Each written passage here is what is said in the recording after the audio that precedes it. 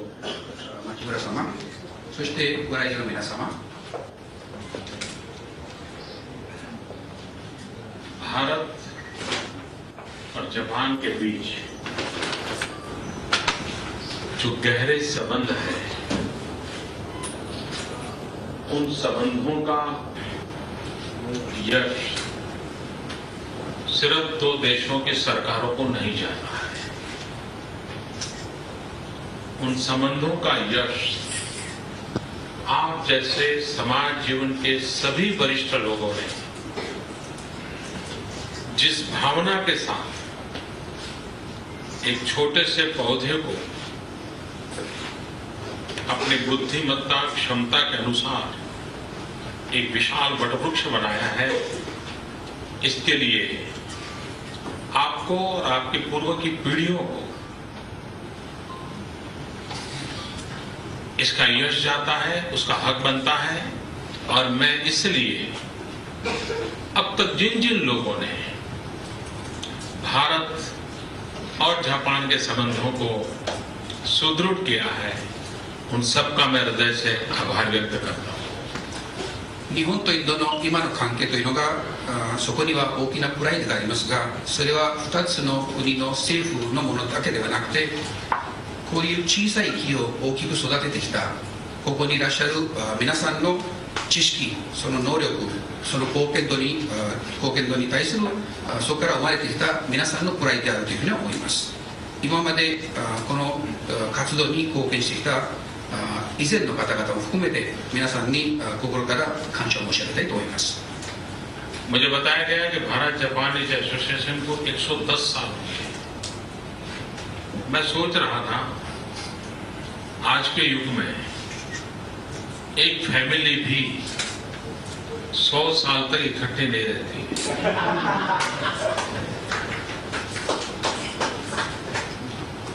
私は先ほど聞いたんですけれど、日清協会というのが110年間の歴史がありまして、それをよく考えてみると最近は1世帯1つの家族もそれだけ長く一緒に生きていくということは、暮らしていくことはないということです。 अगर एक परिवार 100 साल तक इकट्ठा नहीं रह सकता है तो ये लीडरशिप की कितनी मैच्योरिटी होगी। दोनों देशों के नीति निर्धारकों की कितनी मैच्योरिटी होगी कि जिसके कारण 110 साल तक ये संबंध और गहरा होता गया। ये अपने आप में एक बहुत बड़ी प्रेरणादायक घटना है। 一つの家族の絆というのが長く続くということはそれほどないというもの、それだけ110年間も続いてきたこの日清協会はそのリーダーシップのおかげということで、日本とインドの方針政策を作る人々の貢献のおかげであったというふうに思います。 मुझे ये भी बताया गया कि जापान का किसी भी देश के साथ इतनी पुरानी एक भी एसोसिएशन नहीं है जितनी कि जापान और भारत की है। そして私がもう一つことを聞いたんですが、日本と他の国との協会というのがみんな関係は長いものもありますけれど、これほど長い関係はないです。 हमारे पूर्वजों ने ये जो महान नींव रखी है, मैं नहीं मानता हूं कि ये महान काम किसी तत्कालीन लाभ के लिए किया गया है। ये नींव पूरे मानव जात के कल्याण को ध्यान में रखते हुए ये नींव रखी गई है, जिसको दोनों देश के महानुभावों ने और ताकतवर बनाया है। こういう古い時に我々の祖先、我々の先輩がこういう基礎を作ったのが、すぐそこから何か利益を求める、またそこから何か踏んでもらうというのが目的ではなくて、人類の幸せのために作ったものというふうに思っております。 अब हम इस पीढ़ी की और आने वाली पीढ़ियों की जिम्मेवारी है कि जो 110 साल की ये यात्रा है, एक तपस्या है, उसको हम अधिक प्राणवान कैसे बनाएं, अधिक जीवंत कैसे बनाएं और आने वाली पीढ़ियों तक उस संस्कार संक्रमण के लिए हम मिलकर के क्या कर सकते हैं, ये हम सबका दायित्व अधिक है. そして今の我々の世代、そして次の世代、それを考えると我々は次の世代のためにはこの関係にどうやって生き生きさせるか、どうやってそれに力を加えるか、それが我々の両側の責任であります。 कल जैसे प्रधानमंत्री आबे और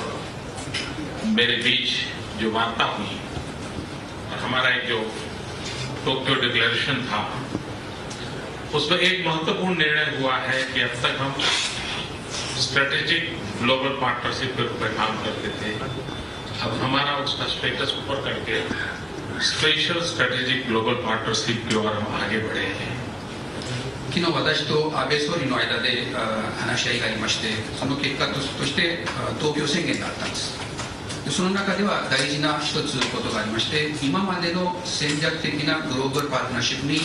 スペシャル、特別という単語が加えられたんです。 ये हो सका है, इसके दो कारण हैं. एक, ये 110 साल पुरानी निरंतर हमारा ये एसोसिएशन, ये निरंतर संपर्क की व्यवस्था, इंडियन और जापानीज पार्लियामेंट्री एसोसिएशन की सक्रियता, और दूसरा जो सबसे बड़ा कारण है वो आज भले हम स्पेशल स्ट्रेटेजिक ग्लोबल पार्टनरशिप के रूप में कागज पे हमने शायद लिखा हो, लेकिन जो चीज कागज पे लिखी नहीं है हमारे दिलों में लिखी गई है, वो है जापान भारत की स्पिरिचुअल पार्टनरशिप. このスペシャルという単語がついたのは理由が2つあります。1つは具体的に説明できるもので、この110年間の日印協会の歴史、ここに議員連盟の今までの貢献、またその他の活動、そこに入っております。もう一つ第2番目ですけれど、これはスペシャルという単語が戦略的グローバルパートナーシップに加えられたものが紙の上に単語が書かれたものですけれど、その中身としては今まであった日本とインドの中の精神的な関係、つまり心のつながりがそこに働いています。 मैं देख रहा हूं कि जापान में धीरे धीरे हिंदी भाषा सीखने का जो उत्साह है, उमंग है, वो बढ़ता ही चला जाता है. उसी प्रकार से योगा के संबंध में मैं देख रहा हूं कि जापान की रुचि और बढ़ रही है. यानी एक एक बारीक चीज का संबंध हमारा जुड़ रहा है. そして日本では今ヒンディー語を習う雰囲気が非常に高まっておりまして、それに対する関心が非常に深まっております。ヨガに対しても関心が、皆さんの興味が深まっております。 जापान का भारत पर कितना बड़ा हक है, मैं एक उदाहरण बताना चाहता हूं. अभी कुछ दिन पहले मुझे आपकी एक चिट्ठी मिली थी और चिट्ठी में आपने मुझे लिखा था कि मोदी जी आप आएंगे तो हिंदी में बोलिए. आपने लिखी थी ना? भारत के लोगों का अपना चेहरा बताइए. और इतनी बढ़िया हिंदी में चिट्ठी लिखी है, प्लीज ये हमारे लोग कहना चाहिए.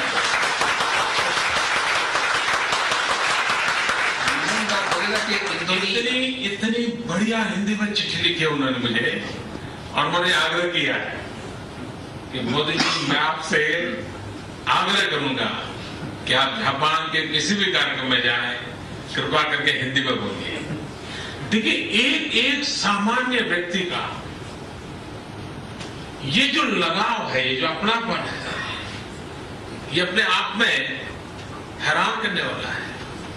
जब मैं यहाँ सुभाष चंद्र बोस की बात करूं तो मुझे यहाँ इतने लोग मिलेंगे, बड़े गौरव के साथ उन स्मृतियों को बताएंगे. मुझे ये भी बताया गया कि आपके इन सदस्यों में एक सबसे वयोवृद्ध है, शायद उनकी उम्र 95 ईयर है, और वे आज भी सुभाष बाबू की सारी घटनाओं का इतना वर्णन करते हैं, इतनी डिटेल बताते हैं. सुभाष बाबू उनसे शेखर नहीं करते थे, गले लगते थे,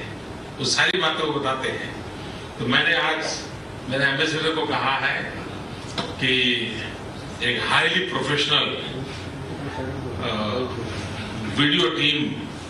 उनके साथ 1 महीने के लिए लगा दिया जाए और बारी बारी से उनसे, यहां बैठे हैं, खास इस काम के लिए आए हैं, खड़े हो पाएंगे? मैं उनको प्रणाम करता हूं। वो सुभाष बाबू के एक बहुत बड़े निकट साथी रहे। तो मैंने कहा है कि उन पुरानी सारी चीजों को मैं उनको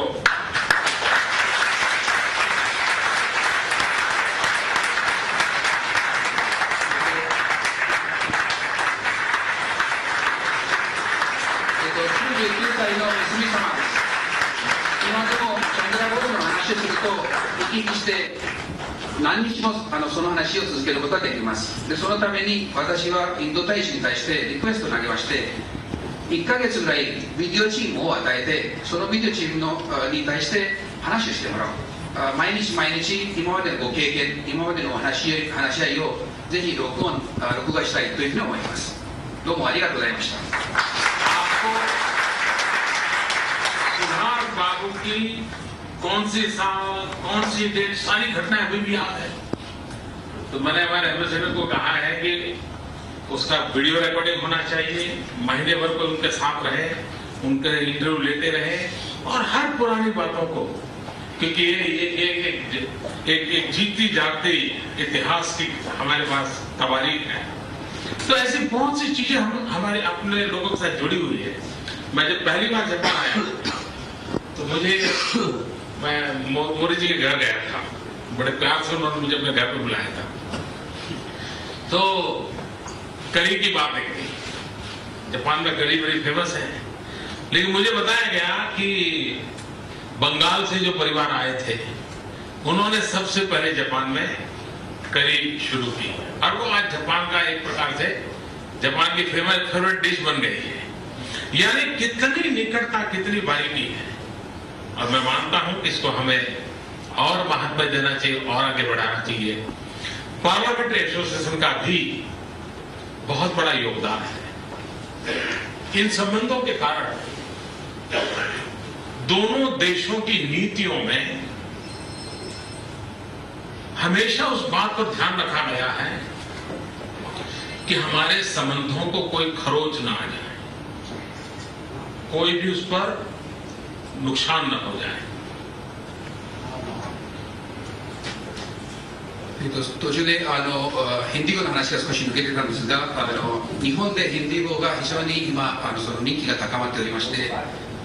水上先生の方から、ヒンディー語で素晴らしい立派なヒンディー語で手紙を受けまして、でその中には首相閣下には日本でヒンディー語で話してほしいと書いてあります。それだけ私は日本人がそれだけインド人に言えるという権利があるということであります。で先ほど三角さんについてですけれど、1ヶ月ぐらい、ビデオチームを与えて、今までのご経験、今までのチャンドラボスまたはその他の知識などをぜひ録画したい、歴史を保存している、ね、歴史をためている力ですから、それをぜひ残しておきたいと思います。で一番最初に日本に来た前に来た時には、森総理に招待を受けまして、森総理のご自宅に行ったことがありますけれど、そこでカレーの話が出ました。でカレーについて聞いた話ですけれど、ベンガールインドのベンガールですけど、そちらのファミリーからカレーが日本に導入されて少し工夫されたんですけれど、今は日本で非常に人気のある食べ物となっています。そういう非常に緊密的な関係、細かいところの関係が日本とインドの間では昔からあったということであります。そして議員連盟の役割ですけれど、今までの役割も非常に大きかったんですが、2カ国の間での方針の中では日本とインドの関係には傷がつかないようにずっと両側が気をつけてきております。सॉरी मैं इतना बोलते चला गया कि ट्रांसलेशन करना मैं भूल गया था। ずっと長く私が話し続けまして、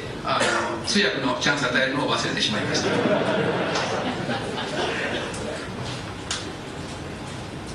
पार्लियामेंट्री एसोसिएशन के लिए मेरे मन में कुछ विचार है। मैं चाहूंगा कि 私は考え少し持っておりまして、将来的に考えてぜひそれをご検討していただきたいと思います。एक तो मैं भारत के लिए इस पार्लियामेंट्री एसोसिएशन को निमंत्रण देता हूँ, आप आइए। और दिल्ली के सिवाय भी मैं चाहूंगा कि कुछ और लोकेशन पर भी आप जाइए और भारत को खुशी होगी आप सबकी मेहमान नवाजी करने की। 一つはこの場を借りまして人権議員連盟に対して招待を申し上げたいと思います。ぜひインドの方にいらしていただきたいと思います。でそれはデリーだけではなくて他の町にもぜひ歓迎したいと思います。दो तीन और चीजें अगर हम कर सकते हैं तो सोचिए। एक पार्लियामेंट एसोसिएशन बहुत अच्छा चल रहा है, भारत से भी लोग यहाँ आते हैं, यहाँ के भी पार्लियामेंट मेंबर्स आते हैं, और एक अंडरस्टैंडिंग ईच अदर, ये अपने आप में एक बहुत अच्छी प्रोसेस हो रही है। लेकिन समय रहते उसमें थोड़े बदलाव की भी जरूरत होती है। इसी पार्लियामेंट्री एसोसिएशन के साथ एक छोटा सा यंग पार्लियामेंट्री एसोसिएशन बना सकते हैं क्या? तो जो दोनों देशों के यंगेस्ट पार्लियामेंटेरियंस है उनका जरा मिलना जुलना हो, वो अपनी नई पीढ़ी की सोच का चर्चा करें, उस दिशा में कुछ कर सकते हैं क्या? 今までのご活動というのが非常にいいご活動でしたんですが、それを少し工夫していくということをご検討していただきたいんですが、今までのものでインドと日本の間でのご理解が増えている、進化しているということが間違いないんですが、これからは若手の議員のまた同じようなフォーラム、同じようなアソシエーションを作ったらいかがでしょうか。दूसरा एक मेरे मन में विचार आता है, क्या दोनों देशों के विमेन पार्लियामेंट मेंबर्स का कोई एसोसिएशन बन सकता है क्या, जिसमें महिला पार्लियामेंट मेंबर्स बारी बारी से मिलने की कोई संभावना बनती है क्या? そしてもう一つ私が提案したいのが、可能であれば、女性議員メンバーのまた同じようなアソシエーション、そこで毎年または2年かけてそういう方々がお会いできるチャンスを与えることができたらと思います。 सभी महिलाओं ने सबसे पहला तालियां बजाई। 女性の議員連盟含めて女性みんなが今拍手してくれました。 और तीसरा एक जो मुझे लगता है, जो भारत इतना विशाल देश है, इतने राज्य हैं, हर राज्य की अपनी असेंबली है और असेंबली के भी मेंबर्स हैं, क्या कभी न कभी हम उन राज्यों से, और एक ही राज्य से सब एमएलए नहीं, लेकिन 5-6 राज्य के दो करके एक एमएलए यहाँ आए और यहाँ से भी उसी प्रकार से लोकल बॉडीज के लोग आए, ये अगर हमारा बनता है तो इतना बड़ा विशाल देश है, भिन्न भिन्न कोने में जाने का हो जाए और हम ये तय कर सकते हैं कि जापान का कोई न कोई डेलीगेशन, हिंदुस्तान में 25 से भी ज्यादा राज्य हैं, हर महीना अगर 2 डेलीगेशन आते हैं और एक राज्य में एक डेलीगेशन जाता है और लोग आते चले, आप देखिए देखते ही देखते जापान में हिंदुस्तान की एक्सपर्टाइज वाले 1000 लोग तैयार हो जाएंगे।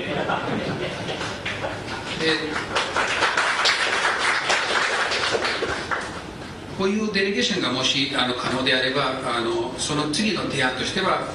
インドはあまりにも広すぎて25以上の州がありますから州レベルの議会、つまり州議会、日本でいうと県レベルの自治体、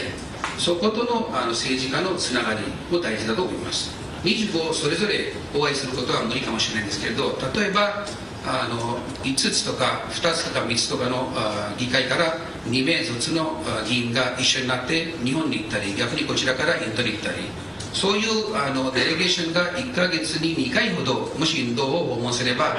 すぐ近いうちに日本ではインドの専門家が1000人以上になります。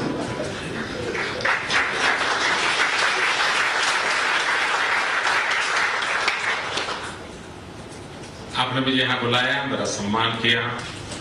मैं आपका बहुत बहुत आभारी हूँ। लेकिन मैं अनुभव करता हूँ, मैं कारण नहीं जानता हूँ, लेकिन मैं जब भी जापान आया हूँ और जब भी जापान के लोगों से मिलता हूँ मुझे एक अलग सा अपनापन महसूस होता है। वो ये अपनापन क्या है मैं नहीं जानता, शास्त्र कौन से होंगे, लेकिन मुझे बहुत अपनापन लगता है और मुझे इतना प्यार मिलता है जापान से। आपके एम्बेसडर मेरे यहाँ थे, वो मेरे यहाँ 3 साल रहे और मैंने देखा कि हम इतने एक मित्र की तरह साथ काम करते थे, इतने हमारी दोस्ती बन गई थी और इतने कामों को हम बढ़ा रहे थे। और इसलिए मैं मानता हूं कि मेरा ये आपने जो अपनापन मुझे दिया है वो प्रधानमंत्री पद से भी बहुत बड़ी चीज है, बहुत बड़ी चीज है जो आपने मुझे दी है। मैं इसको कभी भूल नहीं सकता।